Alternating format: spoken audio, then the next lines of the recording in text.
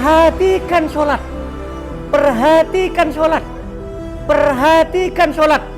Allah akan perhatikan urusan dan pekerjaanmu. Waktu sholat berhenti, kerja pasang kubah berhenti, ya.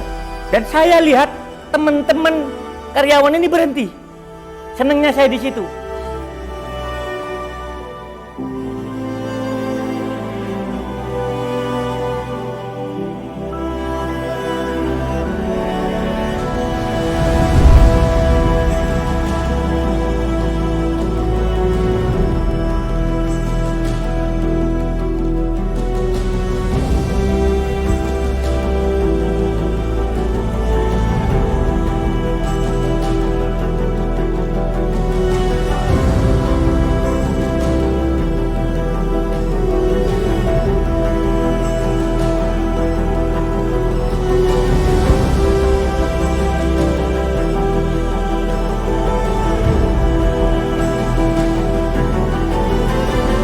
Saya kan kontrol langsung waktu itu. Saya lihat langsung bagaimana proses pertama ngasih besi, kemudian kasih pelapisannya sampai lapisan bawahnya. Saya tahu proses pengerjaannya. Jadi bukan hanya kualitas barang, tapi cara kerjanya yang luar biasa.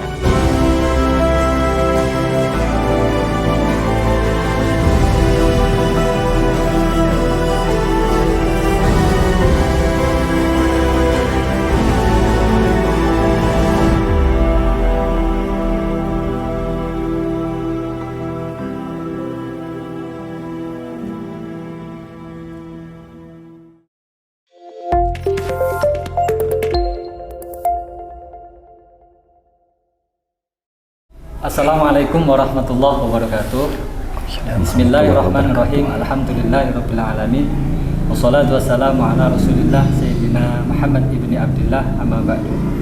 Sobat Kubah dimanapun Anda berada, alhamdulillah pada kesempatan kali ini kami tim dari PT Anugerah Kubah Indonesia mampir atau sowan tepatnya di Pondok Pesantren Yatim Du'afa Al-Ikhlas Singosari, Kabupaten Malang. Sobat Kubah yang dirahmati oleh Allah, pada kesempatan kali ini saya tidak sendiri, tapi bersama Al-Ustadz Zubair dari Pondok Pesantren atau pimpinan Pondok Pesantren Yatim Du'afa Al-Ikhlas. Assalamualaikum Ustadz. Waalaikumsalam warahmatullahi wabarakatuh. Ustadz, sebelumnya kami dari tim Kubah mau menghaturkan banyak terima kasih atas keluangan waktu yang sudah diberikan. Kami tahu bahwa panjenengan sangat repot sekali, alhamdulillah berkenan menyisihkan sedikit waktunya untuk kami. Yang pertama Ustadz, kami silaturahim yang pertama untuk datang ke sini menjalin komunikasi atau silaturahim dengan tujuan tetap terjalin antara customer Kubah dengan PT Anugerah Kubah Indonesia. Ustadz, mohon izin untuk berbincang. Yang pertama, kami ingin tahu cerita karena ini adalah kawasan Pondok Pesantren Sobat Kubah. Jadi kita ingin mengulas atau ingin menceritakan sekilas sejarah Pondok Pesantren yang dipimpin oleh Ustadz Zubair. Mungkin bisa diceritakan Ustadz sejarah pertama kali mendirikan Pondok Pesantren. Monggo Ustadz. Bismillahirrahmanirrahim. Sahabat Anugerah Kubah Indonesia, Assalamualaikum warahmatullahi wabarakatuh. Waalaikumsalam warahmatullahi dengan Mas siapa? Ubik Ustaz. Mas Ubik. Ceritanya panjang kalau bicara tentang sejarah berdirinya Pondok Pesantren Yatim Du'afa Al-Ikhlas ini. Tapi secara garis besar, Pondok Pesantren Yatim Du'afa Al-Ikhlas ini berdiri karena sebuah nilai keprihatinan. Karena saya ini pernah dan merasakan menjadi anak yatim piatu. Dan menjadi anak yatim piatu itu bukan pilihan. Karena kita sadar bahwa hidup ini tidak bisa memilih atas lahir dari sosok seorang ibu siapa, yang tinggal di mana, dan dalam kondisi seperti apa, kita tidak tahu. Tetapi sebuah kehidupan itu adalah sebuah ketentuan. Singkat cerita, saya juga merasakan betul bagaimana menjadi anak yatim yang tanpa kasih sayang kedua orang tua, yang dimana saya harus berjuang hidup untuk menutupi kekurangan-kekurangan dari banyak hal, dari ekonomi, pendidikan, dan mungkin juga perasaan kasih sayang itu. Saya kemudian bercita-cita, saya tidak ingin anak-anak yatim yang lahir di muka bumi ini ya sebagaimana apa yang saya rasakan. Kefakiran, keyatiman jangan sampai menghalangi anak-anak untuk mendapatkan pendidikan yang layak, penghidupan yang nyaman, ataupun nilai kasih sayang yang kurang. Maka dimulai dari sebuah doa awalnya, saya ingin mendirikan sebuah lembaga pondok yang berbasis memberikan pelayanan terbaik kepada anak-anak yatim dan duafa fakir. Seperti itu awalnya. Dan alhamdulillah saya dipertemukan dengan saudara-saudara saya seperti Pak Andi, TC, kemudian Pak Wawan, dan beberapa teman yang lainnya. Kami memulai lembaga ini mulai tahun 2009 dari pinjaman tempat seorang donatur yang juga pengurus, yakni Pak Haji Lutfi Hilabi. Nah, di awal itulah kami memulai memberikan pelayanan dari 4 santri tahun 2009 itu, dan alhamdulillah sekarang sudah total sekitar 387 anak. Seperti itu. Alhamdulillah. Itu sekilas kalau bicara awal berdirinya. Walaupun ini dari nol putul, Mas. Nol putul itu artinya tidak berbentuk angka. Kalau nol masih angka, ini nol putul gitu loh. Karena kami tidak memiliki apa-apa. Saya juga bukan asli Singosari, hanya istri saya orang Singosari. Saya juga bukan orang yang punya kemampuan secara finansial, ya. Tapi dengan dukungan banyak orang, dukungan para tokoh, dukungan para donatur, Allah memberikan maunahnya sehingga lembaga ini berdiri sebagaimana yang sampai lihat saat ini. Ya, sekilas kalau kami pertama kali masuk di pondok pesantren ini yang terlintas di benak kami, Ustadz, Masya Allah, dari segi bangunan, dari segi budaya dan suasana sangat luar biasa. Ini akan menjadi inspirasi Sobat Kubah semua yang ada di rumah, bahwa salah satu pondok pesantren yang ada di Singosari ini memang mempunyai niat yang luar biasa, yaitu memberikan wadah ataupun fasilitas bagi saudara-saudara kita yang sudah dijelaskan oleh Ustadz Zubair tadi. Semoga bisa menginspirasi kita semua. Kita lanjut, Ustadz, sekilas tentang pondok pesantren sudah dijelaskan dan luar biasa menurut kami karena ada misi di balik hanya sekedar edukasi, tapi memang misi kemanusiaannya sangat luar biasa. Ini ngomong-ngomong soal masjid, Ustadz, kita di masjid yang menurut saya sangat luar biasa megah dengan segala interiornya, mulai dari kaligrafi. Nah, ini yang tidak menyorot. Salah satunya adalah kubah masjid yang menurut saya luar biasa. Ini mungkin bisa diceritakan, Ustadz, untuk awal mula pemesanan kubah masjid oleh PT Anugerah Kubah Indonesia itu bermula seperti apa, Ustadz? Jadi awalnya ketika kami membeli tanah pondok ini dengan wakaf tunai pada tahun 2012, kami membangun beberapa tempat yang dimana tempat itu untuk ada kamar mandi, asrama, dapur, dan rumah ustadz dan kelas waktu itu yang kita bangun. Dan waktu itu kami punya hanya gedek ya untuk tempat ibadah awalnya.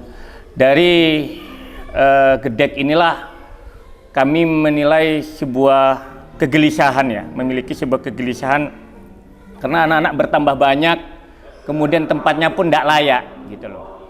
Itu pun gedeknya sudah miring gitu loh. Maka dengan hasil musyawarah pengurus, dan dukungan para donatur, tahun 2014 kami berencana, berniat untuk membangun musolah atau masjid yang awal konsepnya satu lantai. Satu lantai. Nah, alhamdulillah diawali dari teman-teman dari TNI, ya, Yonkaf, menggali pondasinya waktu itu. Pondasinya. Kemudian untuk konstruksi bangunannya dibantu oleh teman-teman dari UB, Universitas Brawijaya, oleh teman-teman di Fakultas Teknik Brawijaya untuk membuat konstruksi dan desainnya seperti itu. Nah, singkat cerita, kami memulai. Tapi qadarullah, dukungan masyarakat, dukungan para donatur luar biasa. Yang awalnya konsepnya satu lantai menjadi 2 lantai. Nah, dari 2 lantai inilah kami awalnya kubahnya pingin yang sederhana. Tapi kan tidak enak. Gitu loh. Kalau mohon maaf, fisiknya kokoh, badannya kekar, kulitnya kuning, tapi kalau kepalanya mohon maaf gak pantas, itu gak balance gitu loh. Maka kami bercita-cita ingin mendapatkan kubah yang bagus, berkualitas tapi murah. Nah, gitu loh. Cari-cari informasi, saya banyak orang yang menawarkan. Tapi qadarullah, saya punya saudara, punya teman, yakni saudara Allah yarham Akhi Wahyu. Bapak Wahyu. Ya, Bapak Wahyu. Nah, saya telepon beliau waktu itu.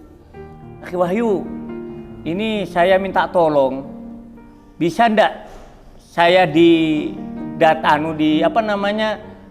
mau ngomong-ngomong masalah pembuatan kubah. Oh nggih Ustaz, monggo. Datanglah dia ceritanya.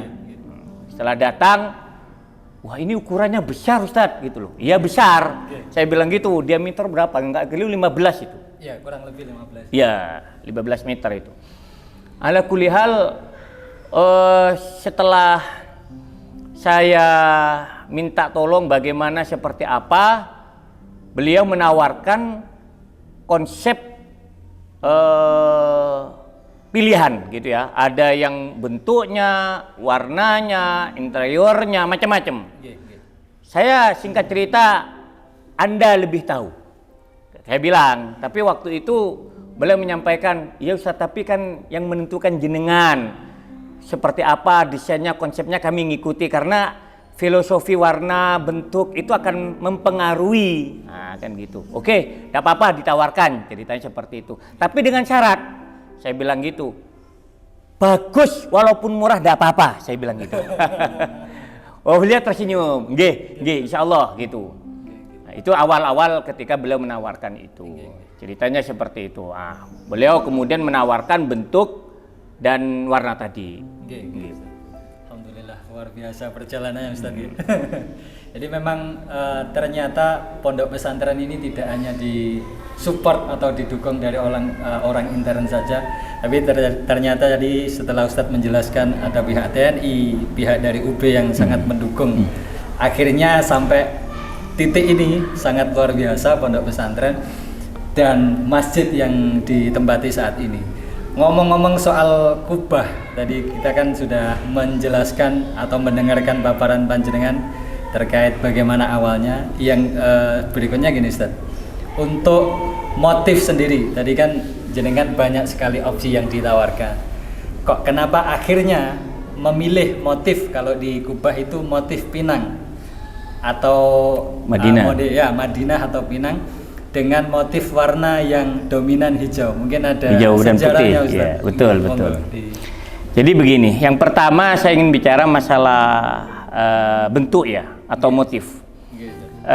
Kami memang ingin yang pinang, atau istilah sederhana umum di kita adalah Madinah, ya, bentuk Madinah. Karena saya ingin hanya dengan melihat kubah ini saya terinspirasi dengan Kubah Madinah dengan harapan ada kedekatan emosional dengan di Madinah, tentunya.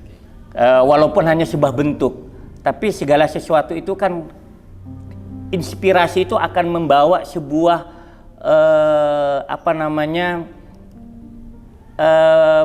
sejarah tersendiri dan menjadi sebuah inspirasi tersendiri gitu loh. Ketika kita mengambil contoh, dengan harapan dengan Madinah itu ada hal-hal yang kedekatan kami dengan tentu di bawah kubah itu, yakni Nabiullah Muhammad SAW. Kemudian yang kedua, warna yang mendominasi hijau dan putih. Al-Ikhlas ini mempunyai 3 pilar warna sebenarnya. Jadi warna putih, hijau, dan warna kuning gading atau pupus. Nah, karena kalau 3 warna kok keramian, gitu kan? Maka saya ambil yang pokok, warna pokok, yakni warna putih dan warna hijau. Warna hijau yang mendominasi karena warna hijau ini adalah buat kami, selain warna ini adalah warna kesukaan Rasulullah, warna hijau adalah warna yang hidup. Nah, kita ingin dengan warna hijau ini hidup. Amal orang hidup, jariah orang hidup. Nah, gitu loh. Karena istilah kami punya nilai produktivitas jariah, produktivitas amal, produktivitas sedekah. Kita pasti mati. Kita pasti mati, tapi jangan sampai nilai-nilai ibadah kita, kebaikan kita, sedekah kita mati dengan kematian kita. Terhenti dengan kematian kita. Nah, ini bagaimana juga hidup. Nah, jadi warna hijau itu adalah warna yang menghidupkan. Bagaimana terus hidup kebaikan-kebaikan kita. Dan yang kedua, warna putih adalah kebersihan, kesucian. Ya, netral. Nah, pondok kita ini adalah netral. Ya, kita tidak berafiliasi kepada partai ataupun sebuah ormas, tidak. Kami ini berdiri bersama dan untuk Islam. Gitu. Karena keputih ini juga menjual belajar untuk menilai, belajar kita untuk menjadi orang-orang yang mukhlis. Sehingga pondok kita namanya Al-Ikhlas, memutihkan diri. Walaupun kita sadar bahwa kita ini tidak terlepas dari dosa-dosa, dari nota-nota hitam. Tapi bagaimana nota hitam itu tertutupi dengan banyaknya warna putih. Gitu loh. Kita nggak bisa menafik warna itu. Tapi itu filosofinya. Kita ingin belajar orang menjadi yang bersih, putih, dengan nilai keikhlasan. Tapi ada nilai kemanfaatan yang menghidupkan setiap kebaikan ibadah kita yang kita lakukan selama ini.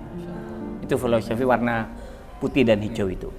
Luar biasa Sobat Kubah, filosofi yang disampaikan oleh Ustadz Zubair. Jadi bukan hanya sekedar warna Ustadz, tapi memiliki makna yang luar biasa, menghidupkan sesuatu yang pastinya baik dan berguna untuk umat seperti Ustadz.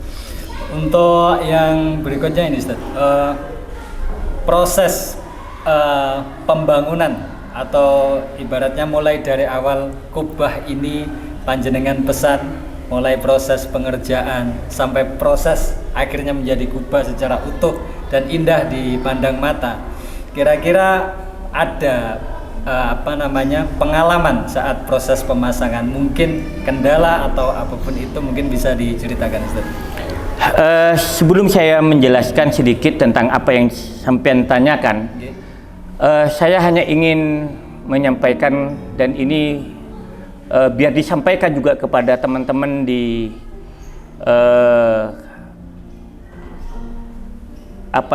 di sahabat Kubah ya, dan juga di para pekerja di PT Anugerah Kubah Indonesia. Ketika saya ingin membuat kubah ini, saya ingin menyampaikan juga bahwa ini adalah salah satu jariahnya Pak Wahyu. Karena beliau mengatakan di awal, Ustadz, ketika saya minta enamel ini kan harganya mahal. Harganya mahal. Tapi saya pingin berkualitas tapi harga murah. Katanya Pak Wahyu waktu itu, kalau kualitas harganya mahal Ustaz. Ya bagaimana caranya, bagaimana bisa murah tapi bahannya animal. Ya, beliau mengatakan akhirnya, singkat cerita gini Ustaz, saya buatkan yang animal. Tapi kalau untuk masalah harga bahan, saya tidak mungkin karena saya tidak produksi sendiri animalnya. Harus pesan ke salah satu perusahaan. Nah, seperti itu. Singkat cerita, beliau mengatakan, wis saya mau memberikan harga pembeliannya ke jenengan. Ini sedekah saya. Terus hanya saya minta biaya tukang yang kerja. Sepeser pun saya tidak mental ambil untung dari kubah ini. Itu pas Wahyu mengatakan begitu. Saya bilang terima kasih Mas, saya bilang gitu Pak Wahyu, moga Allah sing balas. Ini jereh salah satu jereh beliau gitu. Beliau wirawire, dan itu pun saya bayarnya nggak cash, incrit, ada uang kasih, ada uang kasih, begitu. Dan beliau sadar, bahkan beliau menjanjikan ingin memberikan tempat lampu yang jalan itu lah, apa namanya itu? LED. Dan alhamdulillah saya letakkan di depan masjid itu LED-nya. Itu hadiah juga dari beliau. Nah, itu singkat cerita, maka saya buatlah kubah ini dengan enamel. Kalau masalah kendala, sebenarnya kendala bukan di pengerjaan. Kendalanya di kita sendiri. Kita tidak bisa bayar sesuai termin pekerjaan. Gitu loh. Karena uang yang kita pegang bukan ada cash. Kami nyari dulu baru ada uang kita bayar. Kendalanya di kita malah. Bahkan kubah sudah selesai kita belum lunas. Tapi Pak Wahyu, Allah yarham, moga-moga Allah menerima amal baiknya dan mengampuni segala dosanya, dilapangkan kuburannya. Beliau orang baik, orang soleh, orang dermawan, dan itu saya tahu dan saya saksinya itu. Dan saya pondok ini juga mendapatkan kebaikannya. Beliau nggak nagih itu lo nggak apa, sampai sungkan sendiri saya ini, sampai sungkan sendiri. Ya, ala kulli hal, kalau kendala saya katakan tidak ada. Dan sampai detik ini pun kokoh, bagus. Bahkan beliau mengatakan kalau ada apa-apa segera dilaporkan, kalau ada kebocoran, kalau ada apa, alhamdulillah sampai detik ini tidak. Bahkan setelah itu, ini kan kubah utama, ada kubah 2 anaan. Setelah itu setahun kemudian saya pesan lagi kubahnya untuk yang di atas menara.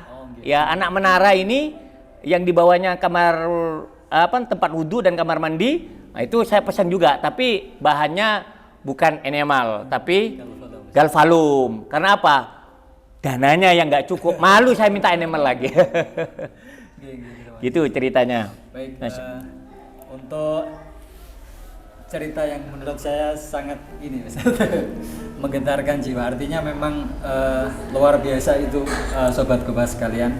Jadi memang ternyata beliau ini adalah sahabat baik Allah yarham Bapak Wahyu Agus Aryadi, dan kita mendoakan semoga pondok ini benar-benar membawa manfaat khususnya buat keluarga besar Pondok Pesantren Yatim Du'afa Al-Ikhlas dan umumnya kepada saudara-saudara kita yang membutuhkan.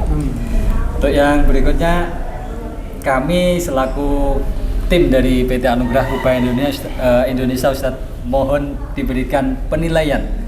Jadi kualitas, kita ngomong soal kualitas kubah, kira-kira dari panjenengan selaku pimpinan pondok, selaku penanggung jawab pembangunan, kalau dari kualitas kubah kita antara 1 sampai 10, nilainya berapa Ustaz?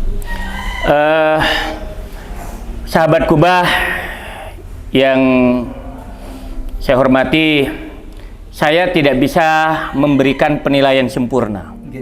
Kalau nilai 100 itu saya bukan, kalau seandainya boleh gitu ya. Kalau seandainya boleh, saya kasih nilai 100. Tapi kesempurnaan itu dalam setiap pengerjaan manusia itu memiliki kekurangan. Betul, Ustaz. Tetapi ya saya tidak harus terbuka atau harus jujur bahwa kalau saya nilai adalah 9. Iya, Ustaz. Ya, saya katakan nilai ini 9. Kenapa? Bukan hanya secara kualitas, tapi pada pengerjaan. Gitu loh. Kualitas pengerjaannya, kemudian saya kan kontrol langsung waktu itu. Saya lihat langsung bagaimana proses pertama ngasih besi, kemudian kasih pelapisannya sampai lapisan bawahnya. Saya tahu proses pengerjaannya. Jadi bukan hanya kualitas barang, tapi cara kerjanya yang luar biasa. Maka sahabat Kubah, saya merekomendasikan kepada sahabat Kubah dimanapun berada, ya, apabila Anda ingin membangun sebuah musola atau masjid, ya, saya rekomendasikan pakai kubahnya produk dari PT Anugerah Kubah Indonesia. Insya Allah memuaskan dari kualitas barang, bahan, dan pengerjaannya, ya. Karena saya yang juga merasakan ini. Dan jujur Mas, saya ini woro-woro kalau ada orang yang cari info, itu saya kabari, bahkan Indonesia Timur. Indonesia Timur, banyak saya rekomendasikan. Walaupun saya tidak harus menyampaikan ke teman-teman di PT Kubah gitu ya, bahwa saya silahkan langsung aja ini nomornya. Waktu itu saya kasih nomornya Pak Wahyu waktu itu. Waktu banyak, bahkan ada orang yang tanya, ini pesannya kubahnya di mana kok bagus, saya tanya. Ini langsung kasih, gitu loh. Hanya kalau masalah harga tawar-tawaran sendiri, gitu. Karena saya kalau harganya Al-Ikhlas harga khusus. Spesial, Ustaz. Spesial, nah, gitu, spesial karena memang lembaga kita lembaga khusus ngasuh anak-anak yatim duafa. Saya kira itu. Iya, Ustaz. Ini untuk terakhir kali, Ustaz. Boleh. Kami selaku keluarga besar PT Anugerah Kubah Indonesia pingin ibaratnya diberikan masukan oleh Ustadz. Kira-kira pesan untuk terutama tim PT Anugerah Kubah Indonesia agar kedepannya lebih maju, lebih bagus. Monggo mungkin teman-teman bisa dikasih arahan atau masukan untuk kedepannya. Gimana Ustadz masukan? Saya kira untuk masalah sistem manajemen PT Anugerah Kubah Indonesia sudah cukup dewasa kalau secara usia dan pengalaman sudah cukup waktu ya.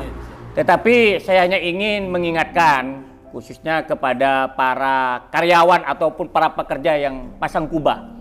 Anda kalau kubah ini rata-rata dibuat untuk tempat ibadah, musola, masjid. Kayaknya kalau rumah nggak ada kubahnya, sulit kan begitu. Kalaupun ada sulit sekali. Ya, maka ketika Anda membangun kubah, secara tidak langsung Anda telah membangun tempat ibadah. Dengan membangun tempat ibadah, secara tidak langsung Anda memberikan kenyamanan untuk orang ibadah. Maka saran saya yang pertama adalah bangun kekuatan sholat, kekuatan jemaah dalam sholat. Jangan hanya bisa membangun kubah tempat sholat, tapi karyawannya tidak memperhatikan sholat.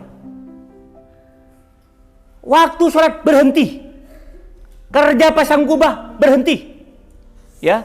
Dan saya lihat teman-teman karyawan ini berhenti. Senangnya saya di situ kerjanya. Perhatikan sholat, perhatikan sholat, perhatikan sholat.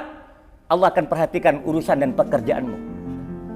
Jangan melalaikan sholat, karena orang yang melalaikan sholat akan dipermasalahkan dengan kesulitan-kesulitan hidupnya. Ya, maka ketika ingin dimudahkan urusan hidup Anda, pekerja Anda, untuk meraih kesuksesan dari setiap harapan dan keinginan Anda, perhatikan sholat. Jangan hanya bisa membangun tempat ibadah, tapi yang membangun tidak memperhatikan ibadahnya. Itu insya Allah, karena yang punya kesuksesan, yang punya keberhasilan adalah Allah, bukan kehebatan kita.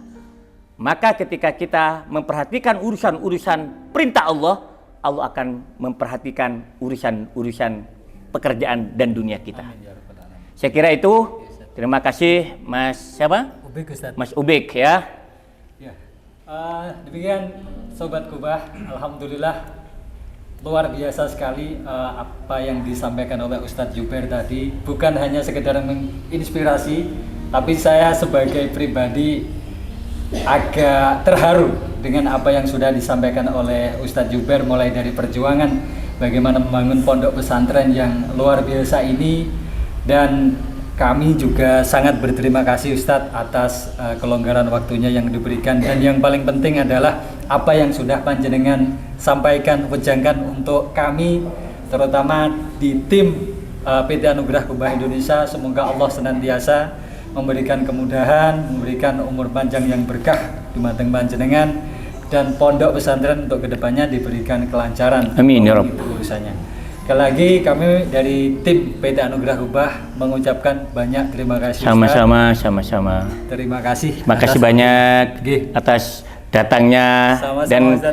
moga-moga terus terjalin Amin. hubungan kebaikan-kebaikan, walaupun Pak Wahyu sudah tiada. Siap. Tapi bagaimana hubungan kita tetap hidup. Siap. Ya, harapan saya, salam saya ke Ibu Wahyu, ke para teman-teman di PT Kubah ya. Ada waktu monggo dijenguk.